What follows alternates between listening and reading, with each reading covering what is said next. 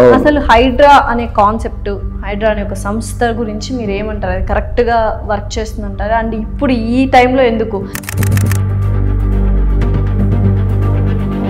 బాహాటంగా చెప్పాలంటే ఇప్పుడు ఏదో అయినంత అయింది, కానీ ఈ హైదరా అనే మోజులో తర్వాత వాళ్ళు ప్రాణాలకైనా తెగిస్తారు. వాళ్ళ మాటలు కానీ వాళ్ళ ఆవేదన కానీ చూస్తే ఫ్యూయల్ పోసుకున్నారు, పెట్రోల్ ఏదో పోసుకొని మాట్లాడుతున్నారు, అంత గుండె మండి మాట్లాడుతున్నారు.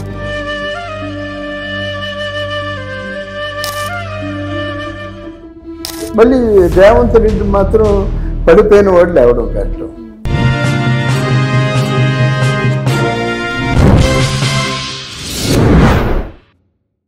ఇప్పుడు తెలంగాణలో హైడ్రా అనేది వివాదాస్పదంగా మారిపోయింది. అటు చూస్తే ఓకే, నాగార్జున గారిది కన్వెన్షన్ కూల్చేసి అది పక్కన పెడితే, ఇప్పుడు మిడిల్ క్లాస్ వాళ్ళు, మధ్యతరగతి వాళ్ళు చాలా ఆవేదన వ్యక్తం చేస్తున్నారు, పేదవాళ్ళు ఆవేదన వ్యక్తం చేస్తున్నారు. అసలు హైడ్రా అనే కాన్సెప్ట్, హైడ్రా అనే ఒక సంస్థ గురించి మీరు ఏమంటారు? అది కరెక్ట్గా వర్క్ చేస్తుందంటారా? అండ్ ఇప్పుడు ఈ టైంలో ఎందుకు? ఒకప్పుడు కాంగ్రెస్ ఉన్నప్పుడే చాలా కట్టడాలు కట్టారు, బఫర్ జోన్లో కావచ్చు, రెడ్ జోన్లో కావచ్చు, చెరువుల దగ్గర కావచ్చు. కాంగ్రెస్ నాయకులవి ఉన్నాయి, ఇటు బీఆర్ఎస్ పార్టీ నాయకులవి ఉన్నాయి, మధ్యతరగతి కుటుంబం వాళ్ళవి ఉన్నాయి, బిల్డర్స్ ఉన్నాయి, రియల్ ఎస్టేట్ వాళ్ళు ఉన్నాయి, ప్రతి ఒక్కటి ఉన్నాయి. ఇప్పుడు నెక్స్ట్ స్టెప్ ఏంటి? అందరిది కూల్చిపడేస్తున్నారా? ఇక్కడ చరిత్ర తెలియక ఎవరెవరో ఏదేదో మాట్లాడతారు. కెమెరా ముందు కూర్చున్నప్పుడు అందమైన స్టోరీస్ చెప్తుంటారు. ఆ స్టోరీ చెప్పేవారు కొంచెం ఆలోచించుకోవాలి. ఎన్టీ రామారావు అంటే ఉభయ రాష్ట్రాలు ఉంటుండగా ఎన్టీ రామారావు గారు అంటే పొజిషన్లో ముఖ్యమంత్రిగా అడుగు పెట్టేసరికి the topography of the Andhra Pradesh తీసుకున్నారు. దాంట్లో ముఖ్యంగా హైదరాబాద్ నిజాం పరిపాలించినటువంటి ప్రాంతంలో తీసుకుంటే సుమారు అంటే హైదరాబాద్లోనే 300 చెరువులు ఉన్నాయి. హైదరాబాద్ అంటే ఇది అక్కడి నుంచి పైన హెలికాప్టర్లు ఇచ్చి దాన్ని ఏమో చూసుకుంటే 300 చెరువులు ఓన్లీ హైదరాబాద్ ఉంటే, ఇప్పుడున్న చెరువులు ఉన్నాయి 100 చెరువులు కూడా ఉండవు. చెరువు అంటే కనీసం 20 ఎకరాలు ఉంటుంది. 20 ఎకరాల చెరువుని మాడబెట్టేసి ఎండబెట్టేసి కబ్జా చేసేసి పేద కాంప్లెక్స్ కట్టేస్తున్నారు. ఈరోజు కాంప్లెక్స్ అంటే ఒక గజం ఎంత? ఇక్కడ హైదరాబాద్ లో గజం 1,00,000 గజం. ఇక్కడ అంత మాదాపురి అంటే అంతకుముందు అంత ఉండేది, ఎవరు కొనుక్కుంటేవారు కాదు. ఎవరు బాబు ఈ రాళ్ళన్నీ ఎవరు పడగొడతారు, పడగొట్టేసరికే మన దగ్గర పైసలు అయిపోతాయని ఎవరు తీసుకునేవారు కాదు. ఈ రోజు వరదలకు కానీ చెరువులు లోనకి అంటే రావడానికి కానీ, చెరువులు వచ్చే ప్రాంతం, చెరువులు ఉండే ప్రాంతం ఆ చెరువుకి వదిలేస్తే బయటికి రావు. దీనికి ఏంటంటే కంటైనింగ్ వాల్ కట్టారు, అప్పుడు ఏదో టైంలో కట్టారు, అది అలా కడుతూనే ఉన్నారన్నమాట. చెరువులు ఉండే ప్రాంతం ఆల్మోస్ట్ అన్నీ కూడా ఎప్పుడైతే కబ్జా చేశారో, చేసిన తర్వాత స్థలాలు అయిపోయినాయి. ఆ స్థలాలు కోట్ల రూపాయలు ఉన్నాయి. హైడ్రా వెనకాల ఏదో చాలా రహస్యం దాగుంది, అసలు హైడ్రా అనేది ఇప్పుడు తీసుకురావడానికి గల కారణాలు వేరే ఉన్నాయి అని వినిపిస్తుంది. సో అది ఎంతవరకు నిజం? వీళ్ళ తాలూకు ఒకటి వాద ప్రతివాదాలు ఎప్పుడు ఉంటాయమ్మా.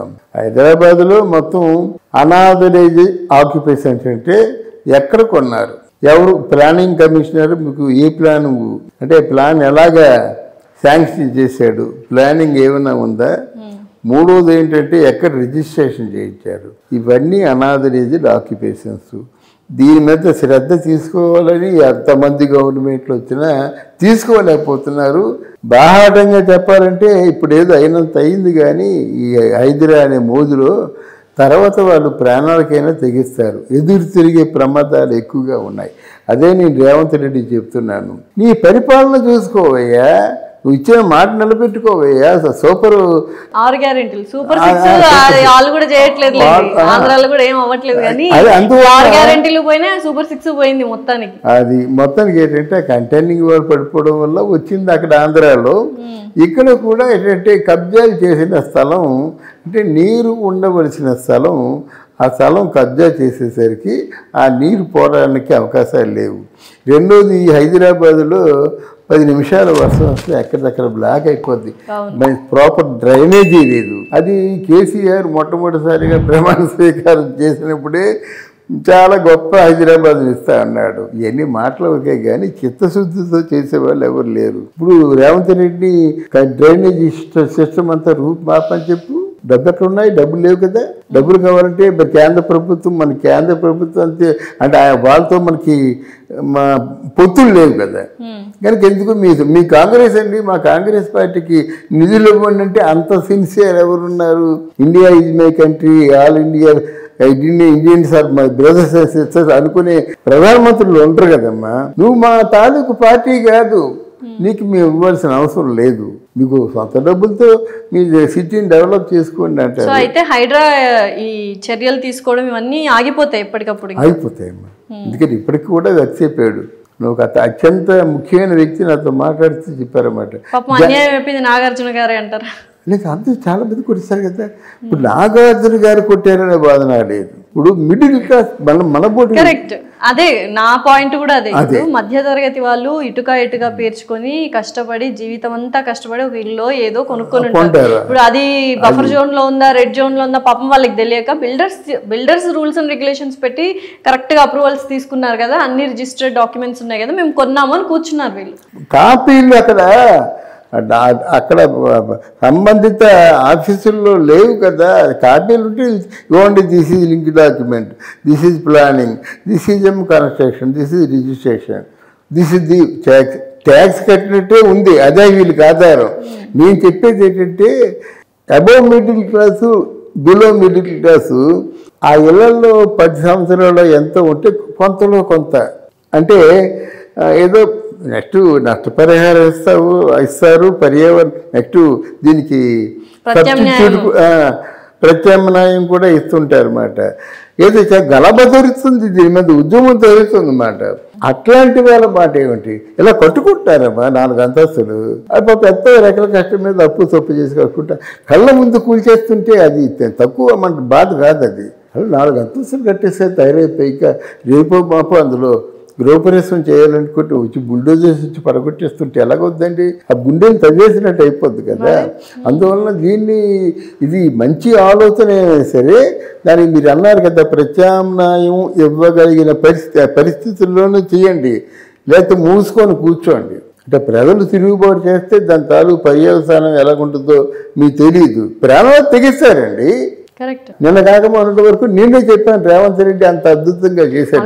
వాళ్ళ మాటలు కానీ వాళ్ళ ఆవేదన కానీ చూస్తే ఫ్యూయల్ పోసుకున్నారు, పెట్రోల్ ఏదో పోసుకొని మాట్లాడుతున్నారు, అంతేనండి. ఎవడు అలా కన్స్ట్రక్షన్ మన కళ్ళ ముందే పడిపోతున్నట్టు ఏమవుద్ది?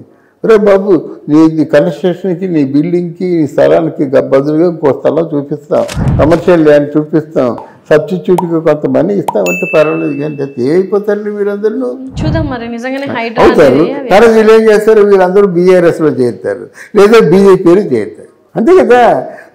చేసినట్టు నెక్స్ట్ మళ్ళీ రేవంత్ రెడ్డి మాత్రం పడిపోయిన వాడు లేవడం కష్టం. ఎందుకంటే యాక్చువల్గా రేవంత్ రెడ్డికి ప్రత్యేకించి వచ్చి ఆయన నిలదీసే స్నేహితులు అవసరం లేదు, శత్రువులు అవసరం లేదు. వాళ్ళ పార్టీలోనే 1,00,000 శత్రువులు ఉన్నారు. కాంగ్రెస్ అంటేనే అంతర్గత ఇక్కడ ఏంటంటే ఇప్పుడు నీవు పుట్టినప్పటి నుంచి 50 సంవత్సరాలు 60 సంవత్సరాలు ఈ కాంగ్రెస్ పార్టీలో చచ్చిపోతున్నారనేటువంటి నాయకులు ఎవరు వచ్చినా వెనక్కి లాగుతారు కాంగ్రెస్లో. ఇప్పుడు ఉత్తమ్ కుమార్ రెడ్డి గారి, మన ఎవరు కోమటిరెడ్డి వెంకటరెడ్డి కానీ వీళ్ళందరూ ఉన్నట్టు, బట్టి విక్రమార్క కానీ ఆయన చూడండి, సీఎం ఫోటో ఇంచి ఉంటే ఆయన ఫోటో కూడా ఇంచే ఉండాలి. అలాగే 2 ఇంచీలంటే సీఎం, మళ్ళీ బట్టి విక్రమార్క ఫోటో 1 ఇంచు ఉంటే లాభం పెంచి పెట్టేస్తాడు. ఆయన పోల్దాన్ని వస్తే ఈ రాజకీయాలు పరువు తీసేస్తున్నారండి. ఒకరి మీద ఒకరికి నమ్మకం లేకుండా మీరందరూ కలిసి ఉండి మా పార్టీ కాంగ్రెస్ పార్టీ అనుకున్న తర్వాత ఇన్ని వివాదాలు. ఒకటేమో సీఎం తెలియకుండా రాహుల్ గాంధీని కలిసేస్తారు. ఇప్పటికైనా మాకు ఇవ్వని బాబు చీఫ్ మినిస్టర్ అంటాడు. చచ్చిపోయినా సరే బట్టి పవర్ వచ్చిన తర్వాత వారికి ఆలోచన విధానంలో పెద్ద మార్పు వస్తుంది. ఒక విధమైన మైకం పదవి డబ్బు కదమ్మా, ఏముంది అంతా కూడా వాళ్ళ చేతుల్లో ఉంటుంది కదా. మనం అనుకోవద్దు కానీ ఒక 10,000 20,000 1,00,000 వచ్చిందంటే 4 సార్లు లెక్క పెట్టుకుంటాం, అది మొత్తంతో డబ్బు వస్తుంది. ఎందుకు వదులుకుంటారు?